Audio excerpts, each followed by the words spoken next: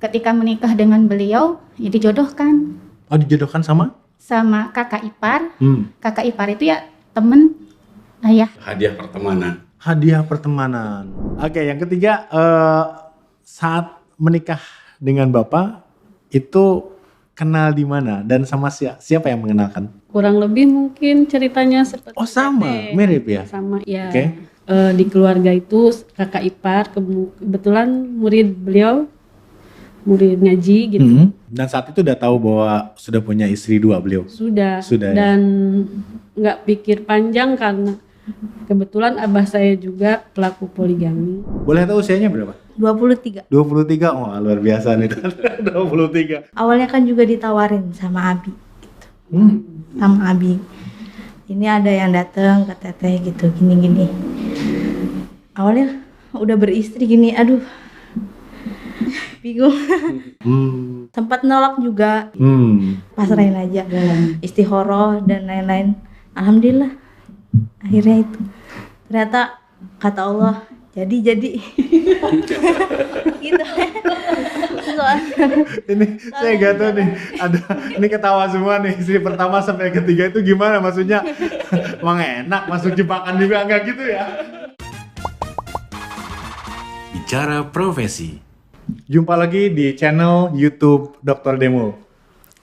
Belakangan ini banyak sekali berita, banyak sekali postingan di sosial media, terutama terkait dengan permasalahan rumah tangga. Apalagi belum lama ini viral ya, ada satu film atau series di sebuah platform, namanya atau judulnya Bid'ah, yaitu Mas Walid.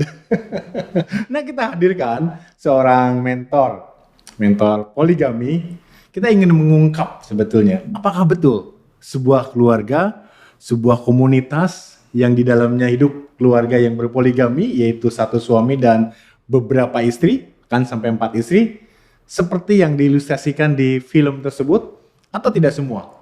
Kita sambut saja mentor kita hari ini, Bapak Hafidin. Assalamualaikum. Waalaikumsalam warahmatullahi wabarakatuh. Apa kabar? Alhamdulillah, bahagia sekali. Dan assalamualaikum bagi istri-istrinya, boleh dibilang gitu ya? Ya. Ada 4 nih ya. Saya hadirkan 4-4-nya karena di sesi podcast sebelumnya saya juga diminta oleh banyak netizen. Hadirkan dong istri-istrinya, betul nggak sih? Apakah hanya seorang suami saja yang bilang saya adil kok gitu. Semuanya aman, tentram. Nah, ini sesi kali ini kita menguak sisi lain. Apakah seperti yang dinarasikan di luar sana, semua keluarga poligami itu dalam tanda kutip bermasalah, kisruh, penuh dengan doktrin, dan seterusnya. Ustadz, boleh disampaikan istrinya siapa saja, yang pertama mungkin, yang kedua, dan seterusnya? Ya. Bismillahirrahmanirrahim. Saya Hafidin atau Coach Hafidin. Ini istri saya yang pertama, kemudian yang kedua, yang ketiga, dan yang keempat. Udah mengurut nih ya? Mengurut. Wah, ini saya nanyanya nanti satu-satu enak nih. 1, 2, 3, 4. Karena saya tidak harus mengenal namanya juga ya. Gitu. Rat, gimana selama ini didampingi oleh 4 istri? Ya, alhamdulillah bahagia karena memang itu tawaran dari Allah Subhanahu wa taala dan saya sambut untuk melaksanakannya dan sekaligus menikmatinya. Karena sebuah tawaran pasti ada hikmah yang pasti Allah akan hadirkan. Oke. Gitu. Karena itu sebuah tawaran. Sampai hadir di sini berempat pun berarti saya asumsikan tidak bertengkar ya? Tidak. Seperti yang saya lihat atau saya pikirkan atau teman-teman pikirkan, wah pasti nih, pasti ada kecemburuan, ada minimal lah ketidakadilan yang dirasakan satu dengan yang lain akhirnya gitu ya, gontok-gontokan. Ternyata nggak seperti itu. Enggak. Kalau boleh tanya nih sekali lagi sebelum kita masuk ke, saya tanya ke isi masing-masing satu-satu ya. Motivasinya apa sih sebenarnya Pak Hafidin waktu itu untuk bisa berpoligami, akhirnya berpoligami terus sampai ya di Islam kan maksimum 4 ya? Iya. Kalau saya secara pribadi, saya ini dari usia muda itu suka baca buku. Dan orang yang aktif di dunia pergerakan. Saya baca buku tentang bagaimana Yahudi ini mau mengurangi jumlah demografi umat Islam, terutama di Secara Indonesia. populasi berarti? Ya, populasi. Oke. Maka saya baru tahu istilah yang saya lakukan di masa lalu itu namanya pronatalis. Jadi pro terhadap kelahiran banyak anak, gitu. Maka pada saat, karena emang di buku itu disebutkan ya sangat jelas, termasuk di seluruh dunia.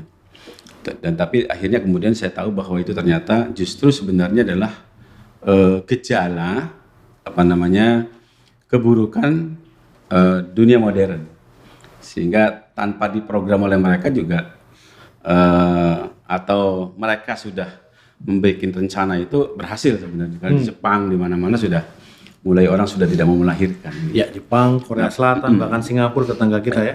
Jadi pada saat itu sebelum jauh hari ya, mungkin usia 16-17 tahun itu, ya saya ya harus melawan itu, melawan itu.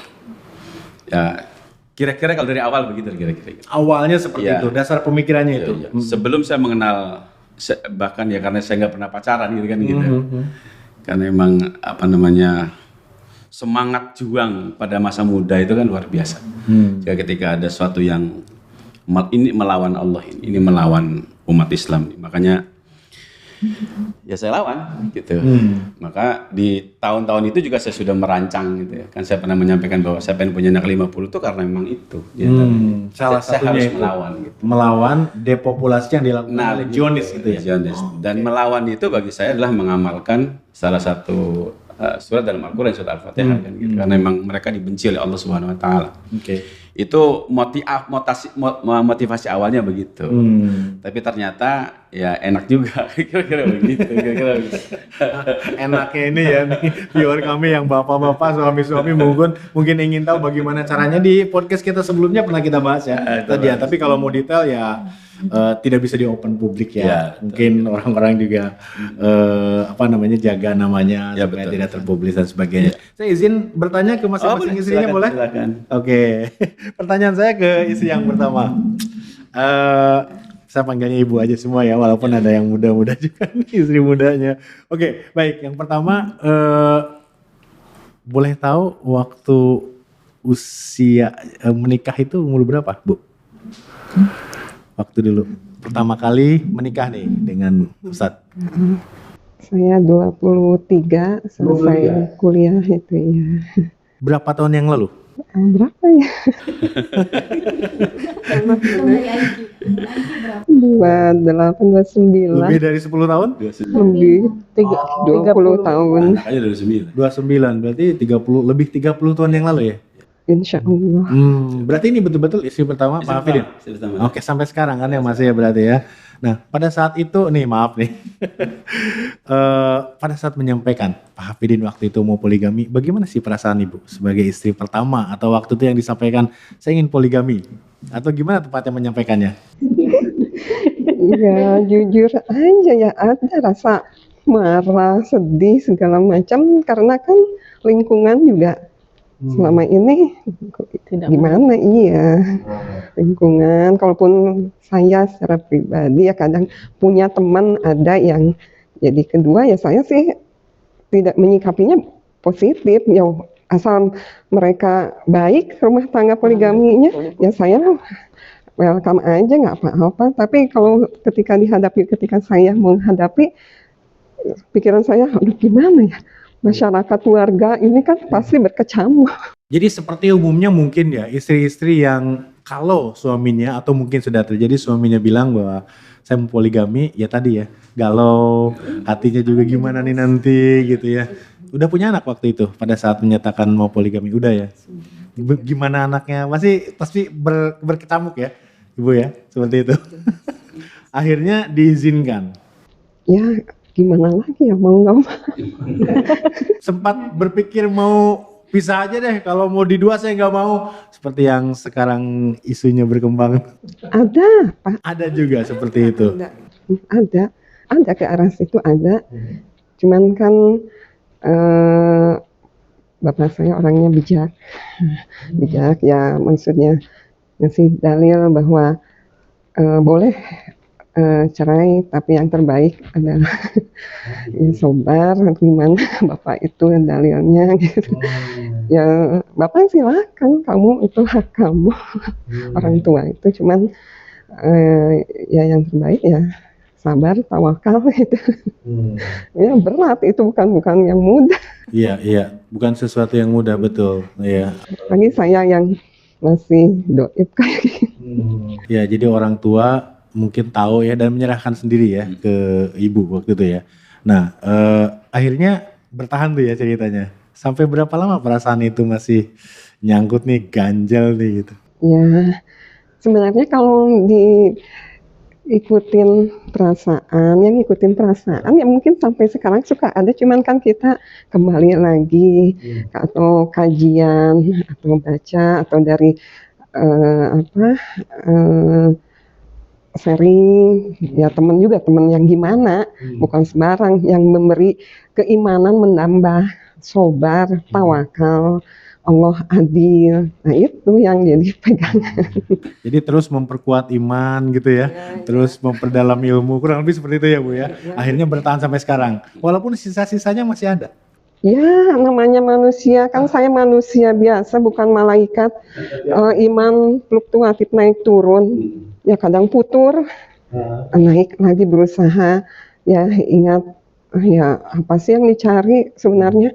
Ya kadang yang diinginkan ya ujung-ujungnya masa bodoh, yang ingin saya itu akhirnya itu baik. Saya mau untuk diri saya pribadi aja pikirnya. Selamat nggak saya, terserah ini.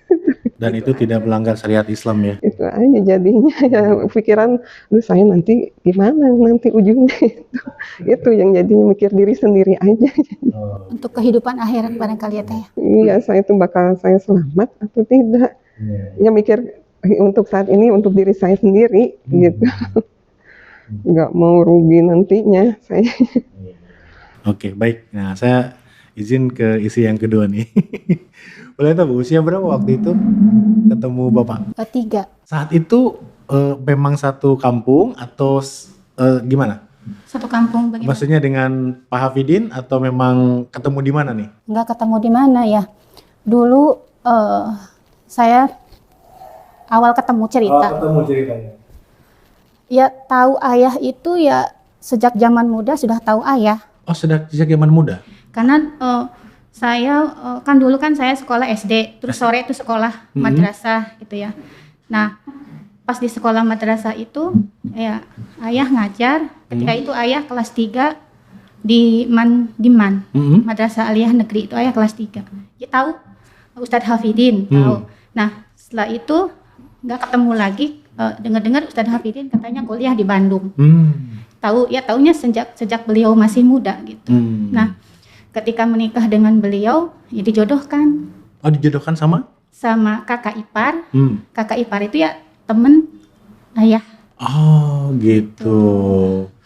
Hadiah pertemanan. Hadiah pertemanan. Ya wallahu alam hadiah atau apa, cuman oh gitu itu dari sisi Hafidin hadiah pertemanan ya gitu. Ya nggak tahu.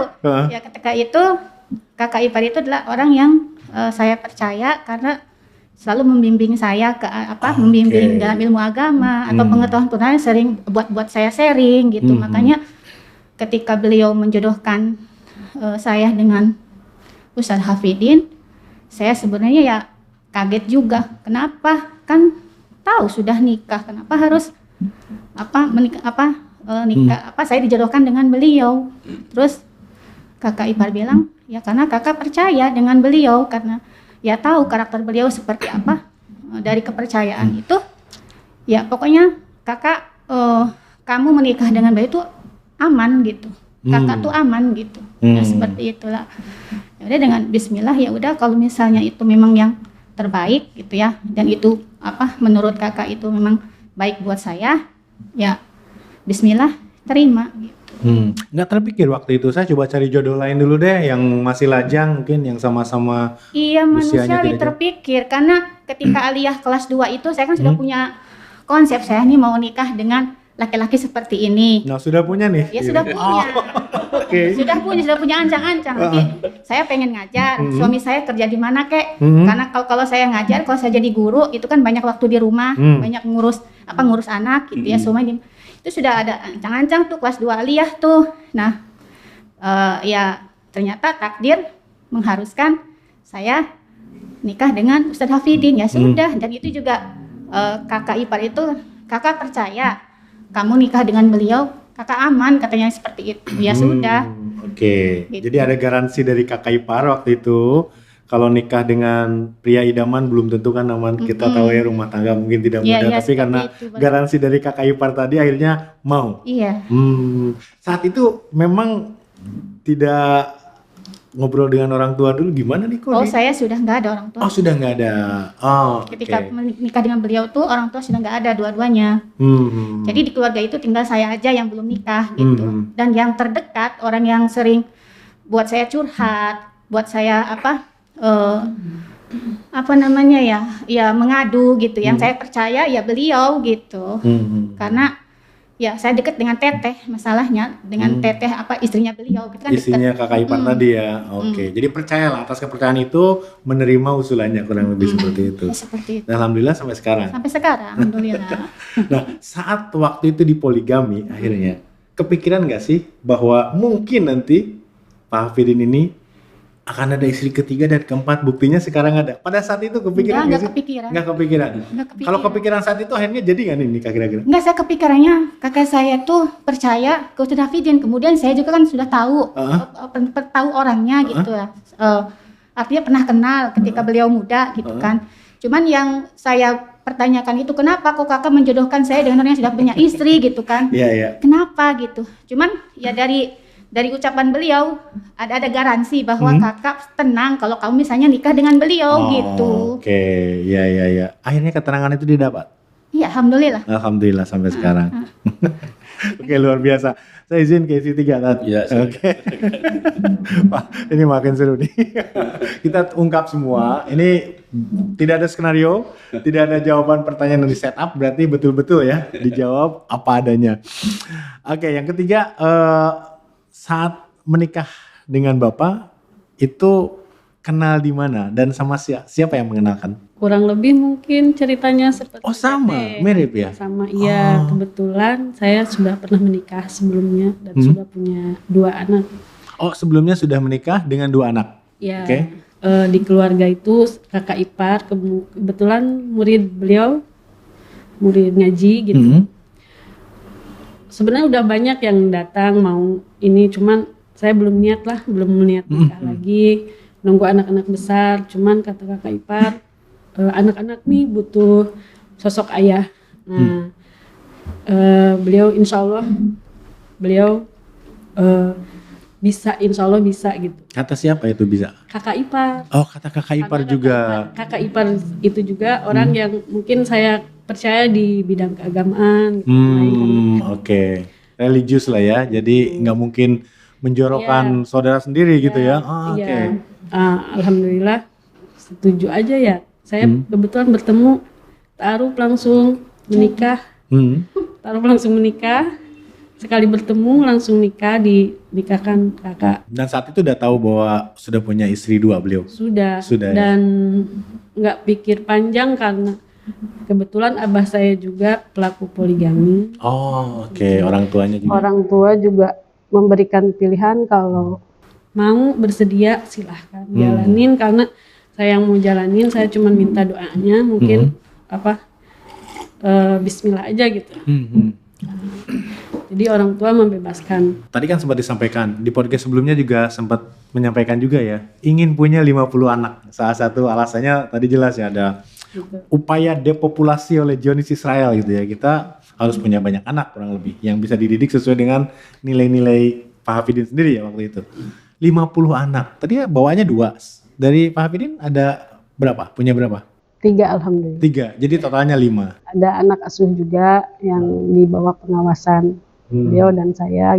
Bisa nggak dari 4 ini kira-kira 50? Ini agak tricky nih pertanyaannya. Iya sempat begitu kan, karena saya udah belum dikasih lagi. Sempat bilang ayah kan mau punya banyak anak. Nah ayah sempat ngobrol, kalau Allah tidak mentakdirkan istrinya hamil lagi, kan solusinya banyak.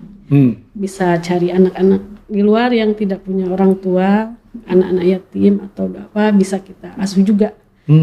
Kita didik kita didik gitu di pondok di rumah. Asal nilai-nilainya sampai ya tadi ya. Ya solusi kalau memang Allah tidak mentakdirkan istrinya untuk hamil-hamil lagi, kan ada solusi lain, ngambil anak-anak di luar yang memang membutuhkan sosok orang tua gitu. Jadi nggak harus dari istri terus ya. Enggak. Karena ada saatnya di mana istri juga capek kali ya. Ya, Saya punya- capek mah wajar, Wajar. ya manusiawi memang. Cuman ya kalau Allah mentakdirkannya begitu, ya diterima, Masih alhamdulillah. diterima juga ikhlas Iya, gitu ya. ridho iyalah. keluarga seperti itu. Harus ikhlas. Harus ikhlas. Gak ikhlas takdir Allah tuh udah patok udah ini, ya udah terima gitu. Oke. Luar biasa sekali. Solusinya solusi yang lain. Oke. Izin yang keempat nih. Yang istri keempat berarti yang paling muda usianya atau enggak? Paling muda. Paling muda ya. Kan bisa jadi istri keempat, Vito bisa jadi dong gitu ya. Boleh tahu usianya berapa? 23. 23. Wah, luar biasa nih. 23. Udah punya anak dari Pak Hafidin? Sudah berapa? 3.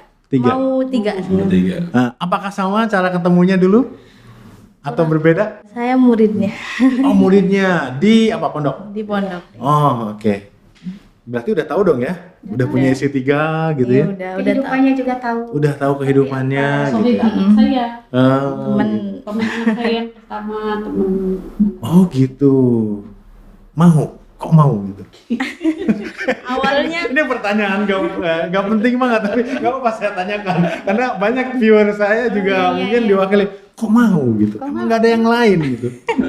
iya awalnya juga memang sempat kenapa harus saya juga gitu. Kenapa awalnya kan juga ditawarin sama Abi gitu. Sama Abi. Ini ada yang datang ke Teteh gitu gini-gini. Awalnya udah beristri gini, aduh bingung. Belum tahu siapa yang ngelamar waktu itu. Tapi pas udah cerita tahu akhirnya oh ternyata ayah sempat nolak juga. Tapi di sisi lain pas nolak itu mikir lagi, maksudnya nggak tahu nanti kedepannya gimana, ini baik apa benarnya, jadi udah serahin aja semua ke Allah lah. Di situ pasrahin aja, istikharah dan lain-lain. Alhamdulillah akhirnya itu ternyata kata Allah jadi gitu. Ini saya gak tahu nih, ada ini ketawa semua nih, istri pertama sampai ketiga itu gimana maksudnya? Emang enak masuk jebakan juga enggak gitu ya? Mudah-mudahan enggak gitu ya gitu ya. Oke. Oh, jadi seperti itu. Nah, sempat disampaikan waktu podcast dulu dan di satu narasi pemberitaan media ya, katanya ya ingin punya 50 anak tadi kalau yang sudah tidak produktif gitu. Saya nggak tahu, silakan dijawab. Punya hak jawab di sini. Maka yang sudah tidak produktif atau monopause nanti dicerai, ini untuk istri yang keempat nggak khawatir gitu nantinya? Enggak sih. Enggak ya? Enggak kan, maksudnya ya gimana ya, masih enggak ada rasa khawatir. Nggak ada kepikiran ke sana. Sampai sejauh ini baik-baik aja gitu ya. Oke, jadi yang keempat ini adalah muridnya Ustadz ya, gitu. Ustadz, gimana mendengarkan tadi jawaban-jawaban isi pertama sebenarnya itu apa adanya ya? Apa adanya dan sampai saat ini baik-baik saja. Ya, nggak ada Ini masalah. di film-film tuh banyak berantem loh, Tad. Kan supaya laku. Supaya laku. Padahal tidak semua keluarga poligami seperti itu. Banyak ulama selain saya itu yang poligaminya luar biasa Pak. Dan tidak selalu diekspos ya. Oh tidak. Artinya mereka kan tidak diekspos. Karena beliau nggak ada niat untuk jadi mentor. Nah, saya kan karena ya urusannya dengan profesi maka saya harus tampilkan. Gitu. Padahal ya tidak ditampilkan itu lebih nyaman sebenarnya. Gitu. Lebih nyaman Ya. Dan banyak para ulama yang melakukan itu. Cuman kan kalau itu nggak jadi duit. Karena kalau yang lurus-lurus aja kan nggak jadi film, kira-kira begitu. Kan biasa film kan ada gejolak baru kan gitu. Nah, jadi banyak sebenarnya. Banyak seperti Ya, itu. Yang sukses poligami itu banyak. Ulama atau apalagi di masa lalu. Gitu. Jadi kalau standarnya adalah film ya, wis, kira-kira begitu. Rusak semua. Gitu. Oke, saya boleh tanya nih ke isi yang pertama sampai 4 sama pertanyaannya. Ini apa yang baik banget dari seorang Ustadz Hafid ini di keluarga di keseharian? Apa yang menjadi teladan dari beliau? Boleh jawab satu-satu. Saya sih tanggung jawab. Tanggung jawab ya, meskipun sudah punya yang kedua, ketiga, keempat, dan tentunya keluarga sambungnya, artinya ada anaknya dan sebagainya, itu masih bertanggung jawab gitu ya. Silakan Bu, yang kedua saya nggak tanya namanya soalnya tadi. Tanggung jawab. Kemudian ayah tuh mengayomi, kemudian mengarahkan, mendidik kita gitu. Sering kasih nasihat. Ya, wejangan-wejangan hidup gitu. Sering banget gitu. Seperti itu. Itu ya. Oke. Berikutnya? Mungkin dari keimanan beliau, perjuangan beliau, terus ya orangnya mengayomi juga, bertanggung jawab, komitmen terhadap syariat terutama. Ya mungkin itu ya. Yang paling penting itu komitmen dalam syariat. Karena kalau walaupun poligami orangnya baik tapi tidak membawa jalan yang baik, mungkin nggak bisa bertahan sampai di sini. Oke. Selanjutnya? Kurang lebih mungkin sama udah dijawab. Sama, tanggung jawab tadi ya. Oke. Kalau kemarin narasinya bahwa banyak yang tidak memulai poligami karena harus adil. Adil itu berat. Adil nggak sih sosok beliau ini? Nah, ini definisi adilnya masing-masing pasti beda. Adil nggak kira-kira? Adil sesuai porsi kan adil. Saya nggak tahu kan, adil itu banyak hal gitu ya. Kalau kemarin di podcast pertama ya adil itu ya bukan syarat. Bahkan adil atau tidak, seseorang yang mau poligami itu kan belum bisa diukur. Karena gitu ya, harus ada yang merasakan dulu. Bahkan seorang presiden belum dianggap bisa jadi presiden kalau baru mencalonkan kan. Mampu nggak kan, belum tentu mampu gitu. Nah kemarin dari Ustadz di adil itu kita coba aja tanya nih ke istri-istrinya berempat ini, adil nggak kira-kira? Adil sesuai porsi ya. Kalau untuk materi Contohnya kalau dari istri yang ketiga nih, materi nih. Kalau materi maksudnya adil itu sesuai porsi semuanya juga. Kalau hati kan kita nggak tahu, itu mah urusan pribadi. Nggak mempermasalahkan hatinya adil atau yang tidak. penting jadi walaupun kita hidup poligami, tapi kita punya rumah tangga sendiri-sendiri. Jadi yang saya suka dari beliau tuh, yang saya bertahan itu, ketika kita punya masalah ketika beliau punya masalah dengan istri, tidak membuka masalah itu dengan istri yang lain gitu. Oh gitu. Jadi walaupun saya ribut atau ada masalah dengan beliau, kita hanya berdua saja yang tahu. Seakan-akan itu keluarga yang berbeda aja gitu. Iya, jadi walaupun rumah tangga poligami, tapi aslinya rumah tangga 4 rumah tangga. 4 rumah tangga. Privasi masing-masing antara kita dengan suami gitu. Kalau untuk urusan pribadi gitu. Oke, itu ya. Untuk adil ya, semua kan punya takaran rezeki masing-masing ya. Semua sudah patokannya, kita mungkin yakinnya rezeki takdir itu ya sudah Allah takdirkan begitu.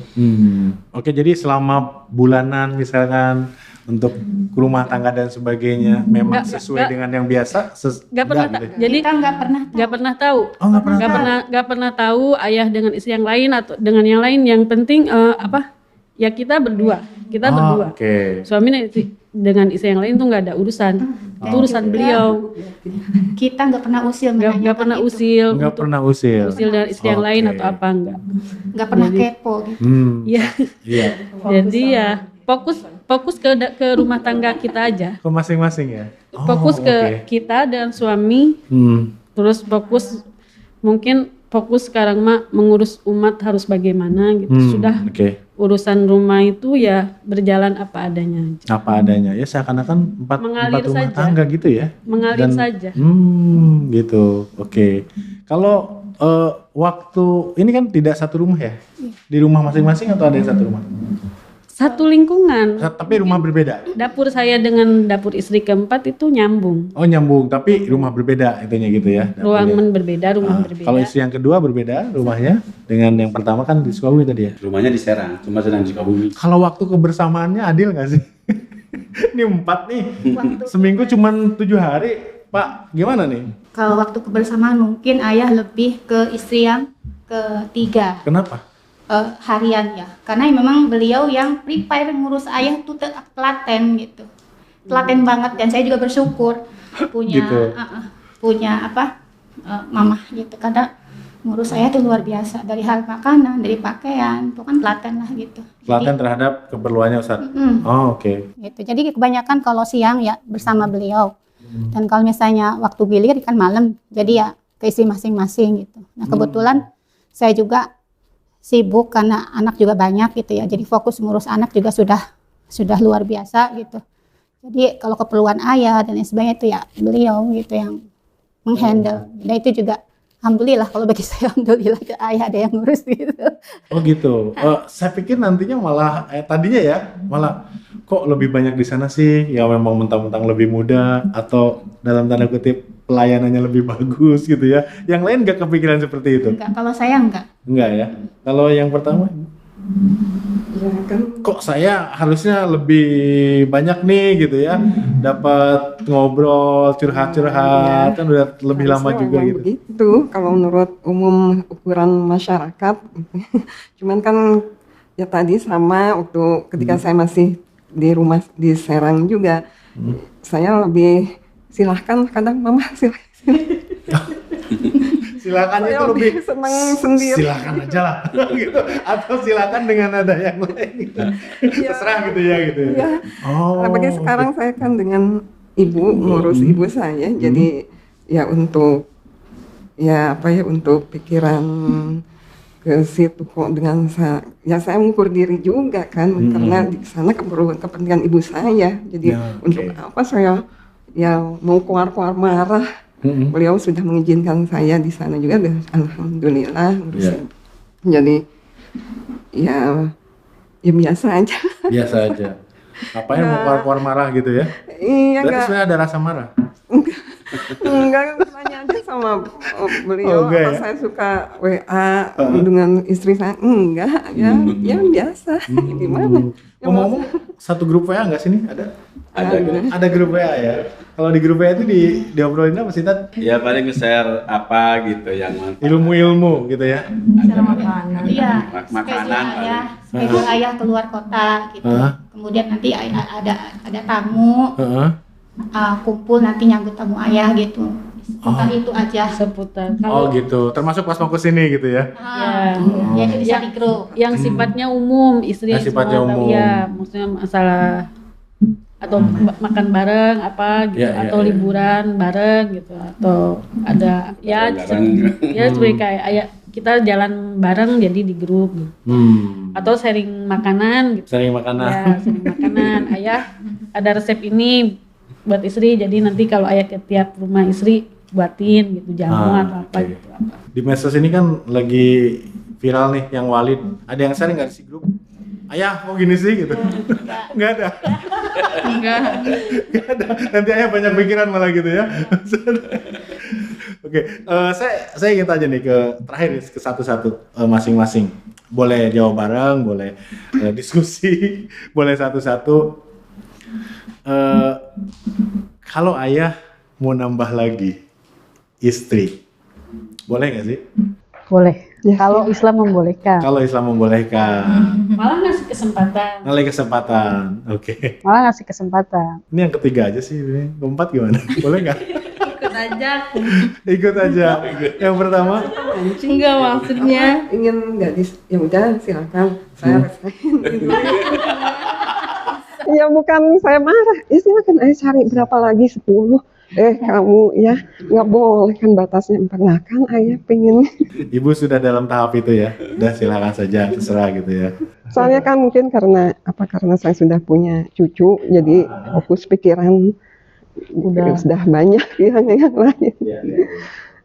Nat gimana? Kiatnya apa sih?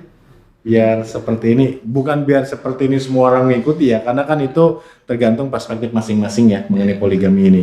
Syariat tadi memperbolehkan, tapi orang itu kan punya motivasi berbeda-beda, apakah poligami atau monogami gitu ya, atau cuman keinginan aja, tapi kan yang tidak diharapkan itu ya seperti apa yang kita dengar beredar saat ini, ada yang punya simpanan, tiba-tiba simpanannya minta tanggung jawab nih anaknya gitu ya, harus gimana gitu ya, itu kan tidak dinikahi dan sebagainya, akhirnya kan tidak hanya membunuh karir orang-orang yang sukses yang tidak berani melakukan itu. Nah, Ustadz sendiri gimana kiatnya untuk membangun sebuah rumah tangga poligami yang sebetulnya banyak juga di luar sana keluarga-keluarga poligami yang baik-baik saja gitu. Ya. Kalau saya sih sejak awal bilang sama Allah, saya nggak mampu poligami ya.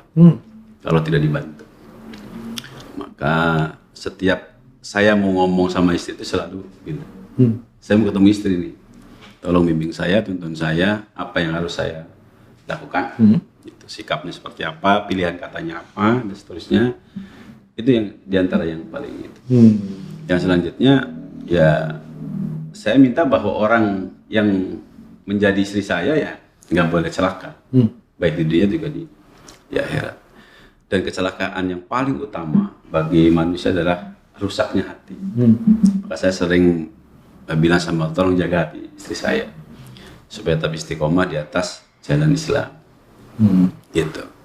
Persoalan kemudian pergolakan yang lain ya saya tidak mau tahu. Saya kan juga mungkin barangkali nanti bisa ditanya apakah pernah saya minta mereka supaya akur. Juga boleh silakan itu di pertemuan berikutnya. Yang jelas saya nggak pernah minta agar mereka akur bareng gitu, enggak sekali.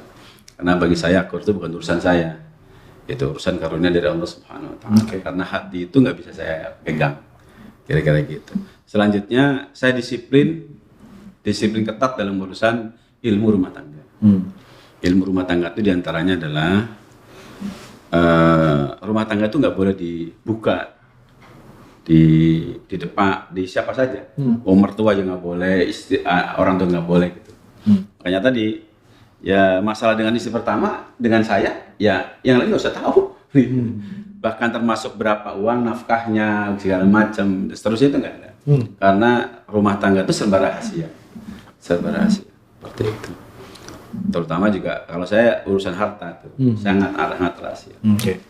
Seperti itu. Nah kalau memang urusan rumah tangga rahasia akhirnya sekarang nih terima kasih nih udah buka di sini di podcast ini dengan mengundang keempat istrinya. Apa sebetulnya yang men-trigger Pak Hafidin ini jadi mentor? Apa sih? Apakah karena banyak yang minta atau melihat fenomena nih kok lebih banyak yang jajan dibandingkan dengan yang mengikuti jalan yang diperbolehkan? Seperti apa? Awalnya apa? Awalnya dirayu oleh orang untuk ngisi training. Awalnya gitu ya. Ngisi training, lalu saya lihat trainingnya kayak apa. Saya bilang saya lihat dulu trainingnya kayak lihat. Ternyata nggak ada isinya, hanya trik teknik dan trik saja. Oh nggak bisa ini saya bilang. Ini bisa merusak rumah tangga yang sudah ada. Bisa kemudian bangunan rumah tangga yang berikutnya juga pasti hancur-hancuran gitu. Jadi karena merasa sudah cukup dari tips dan trik saja dijalankan ternyata berantakan. Bahaya. Dan itu terbukti. Bahkan trainer yang ngundang saya itu istri pertamanya lepas. Gitu. Kan tidak bisa, nggak bener gitu. Akhirnya kemudian karena saya akhirnya ingat nih. Saya tuh dulu gimana ya rumah tangga poligami itu seperti apa? Akhirnya kemudian saya susun lah dari mulai spiritualitasnya dan seterusnya gitu. Maka akhirnya kemudian terutama dimotivasi mengapa sih harus poligami itu penting sekali bagi saya. Yang kedua siapa yang harus melakukan itu kriterianya harus seperti apa itu yang kita bahas. Makanya akhirnya saya pilih bukan kelas tapi privat. Karena harus jadi harus menjadi poligami masteri. Supaya apa? Supaya kita tuh menjalani itu yang ngalir. Kita sendiri poligami itu kita sendiri, bukan di luar kita gitu. Jadi kalau boleh mengatakan mana tuh poligami? Lihat aja wajah Hafidin. Itulah wajah poligami. Itulah kemudian keluarganya keluarga poligami. Jadi poligami bukan di luar kita tapi di dalam kita. Karena memang sudah ada jiwa-jiwa itu sudah ada. Makanya saya disiplin di situ. Jadi nggak ada. Jadi makanya saya tidak berangkat dari gimana caranya, tapi saya berangkat siapa saya. Kenapa saya harus melakukan itu? Kan tadi kalau kenapa tadi gitu, untuk melawan Zionis. Nah, kemudian bagaimana saya bisa apa enggak lah ya? Ya terus belajar diri. Maka setelah itu saya aktif di mahasiswa, organisasi segala macam sampai mencapai puncak-puncak organisasi di mahasiswa. Saya lakukan dalam rangka untuk menjawab tadi mengapa gitu. Jadi saya nggak mungkin syariat ini karena memang menyangkut 4 orang gitu, itu akan bebannya tuh akan sama dengan yang satu tuh beda. Makanya harus punya kemampuan mengorganisir orang. Terutama ya mungkin barangkali kalau boleh saya buka di sini adalah mendesain sebuah keadaan. Jadi kan orang itu kalau mau sukses kan bisa jadi orang itu tidak merasa disuruh padahal sudah sadar Allah SWT melakukan sesuatu. Luar biasa, Pak Hafidin dan istri-istrinya sudah hadir di sesi ini. Insya Allah kita boleh nggak sih ada sesi dengan istrinya? Oh silakan. Supaya saya bisa bertanya all out. Bisa yang penting Mbak itu jangan keluar.